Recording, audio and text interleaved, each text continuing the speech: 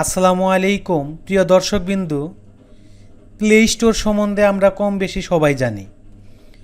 Play store মূলত আমরা কী কাজে ব্যবহার করি? প্লে স্টোরে গিয়ে আমরা মোবাইল অ্যাপ অথবা অ্যান্ড্রয়েড অ্যাপগুলো খুব সহজেই প্লে স্টোর থেকে আমরা ইনস্টল করে ব্যবহার করতে পারি।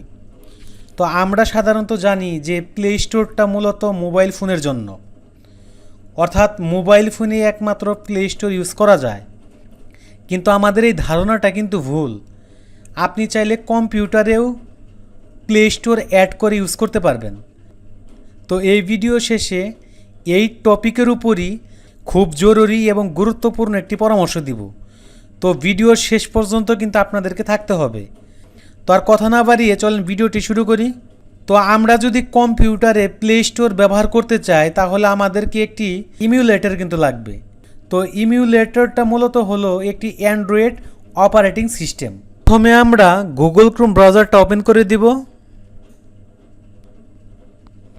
এরপরে যে ইউআরএল বা সার্চ বার আছে এখানে লিখব ব্লুস্টেক্স। এরপরে কিবোর্ড থেকে এন্টার বাটনটা প্রেস করব। এরকম আপনারা একটি ওয়েবসাইট পেয়ে যাবেন। এটি হলো ব্লুস্টেক্সের অরিজিনাল ওয়েবসাইট। তো আমি এই ওয়েবসাইটের উপরে একটা ক্লিক করে দিলাম। এরপর দেখতে পাচ্ছেন ডাউনলোড ব্লুস্টেক্স নামে একটা অপশন আছে, এখানে ক্লিক করে দিবেন। এরপর একটা ইএক্সি ফাইল ডাউনলোড হবে। সিম্পলি আপনারা এই ইএক্সি ফাইলটাকে কপি করবেন।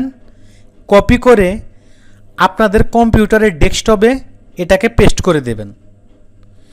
এরপরে এই ফাইলের উপরে আপনারা ডাবল ক্লিক করে দিবেন। এরপরে সিস্টেম এটাকে প্রথমে চেক করবে। এরপরে অ্যাগ্রি অ্যান্ড ইনস্টল এখানে একটা ক্লিক করবেন। এরপরে দেখবেন যে এটা অটোমেটিক্যালি ডাউনলোডিং এরকম কয়েকবার কিন্তু ডাউনলোডিং হতেই থাকবে। এটা পুরোপুরি ইনস্টল হওয়ার আগেই কয়েকবার আপনাকে এরকম চেকিং, এক্সট্রাক্টিং, ফিনিশিং, ইনস্টলিং এরকম কিন্তু অনেকগুলো ধাপ দেখাবে। তো আমি সময় বাঁচানোর জন্য এটাকে ফাস্ট করে দিছি, তো টিউটোরিয়ালটা যাতে আমরা ছোট করতে পারি। তো বন্ধুরা, আপনাদের একটু সময় বেশি লাগতে পারে। এটা ইনস্টল হওয়ার পরই কিন্তু আপনাদের সামনে এরকমভাবে এটা ওপেন হয়ে থাকবে। এরপরে আপনারা মাই গেমস এখানে আপনারা ক্লিক করেই কিন্তু প্লে স্টোরটা অ্যাড করবেন। তো আমি মাই গেমসে ক্লিক করে দিলাম। এরপরে দেখতে পাচ্ছেন সিস্টেম অ্যাপস, এই সিস্টেম অ্যাপসে একটা ক্লিক করে দিবেন। এরপর দেখতে পাচ্ছেন কাঙ্ক্ষিত প্লে স্টোর, এখানে একটা ক্লিক করে দিবেন।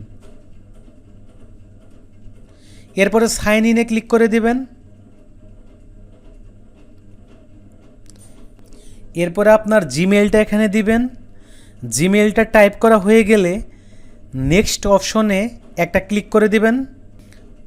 এরপরে জিমেইলের যে পাসওয়ার্ডটা আছে সেটা এখানে দিবেন। পাসওয়ার্ডটা দেওয়া হলে নেক্সটে ক্লিক করবেন। অ্যাগ্রি বাটনে ক্লিক করে দিবেন। এরপরে মোর থেকে অ্যাকসেপ্টে ক্লিক করে দিবেন। মাশাআল্লাহ, আপনাদের সামনে কিন্তু প্লে স্টোরটা ওপেন হয়ে গেছে। দেখেন আপনাদের মোবাইল ফোনে যেরকম প্লে স্টোর দেখায় এখানে কিন্তু ঠিক হুবহু তাই দেখাচ্ছে, অর্থাৎ অ্যাপসগুলো আপনারা প্লে স্টোরে যেরকম পান এখানেও কিন্তু সেই অ্যাপসগুলো সাজেস্ট করতেছে। তো আপনারা এখান থেকে সার্চ অপশনে ক্লিক করেও আপনাদের পছন্দ মতো আপনারা কিন্তু যে কোনো অ্যান্ড্রয়েড অ্যাপস বা মোবাইল অ্যাপস এখান থেকে কিন্তু ইনস্টল করে ব্যবহার করতে পারবেন। তো আমি বলেছিলাম যে ভিডিওর শেষে একটি গুরুত্বপূর্ণ একটা পরামর্শ দিব। মূলত এই সফটওয়্যারটি অনেক ভারী একটা সফটওয়্যার। এই জন্য আপনারা যদি এটা স্মুথলি ব্যবহার করতে চান তাহলে আপনাদেরকে হাই কনফিগারেশনের ল্যাপটপ বা কম্পিউটার ইউজ করতে হবে। আপনাদের প্রতি সাজেশন থাকবে, আপনার কম্পিউটার যদি হাই কনফিগারেশনের হয় তাহলেই আপনার জন্য এটি স্মুথলি ব্যবহার করা সম্ভব। অথবা দুর্বল কম্পিউটার যদি হয়, অথবা লো কনফিগারেশন অথবা মিডল কনফিগারেশনের যদি হয় তাহলে কিন্তু এই অ্যাপসটা ল্যাগ করতে পারে, হ্যাং করতে পারে অথবা বারবার ক্লোজ হয়ে যেতে পারে। তো আমি কিন্তু আপনাদের পুরোপুরি সব কিছু এই ভিডিওতে খুব সুন্দরভাবে বুঝিয়ে দিলাম। ভিডিওটা ভালো লেগে থাকলে ভিডিওতে লাইক কমেন্ট শেয়ার করবেন। যারা ফেসবুক পেজ থেকে ভিডিওটা দেখতে পাচ্ছেন পেজটাকে ফলো করে দেবেন, লাইক করে দেবেন। আল্লাহ হাফেজ।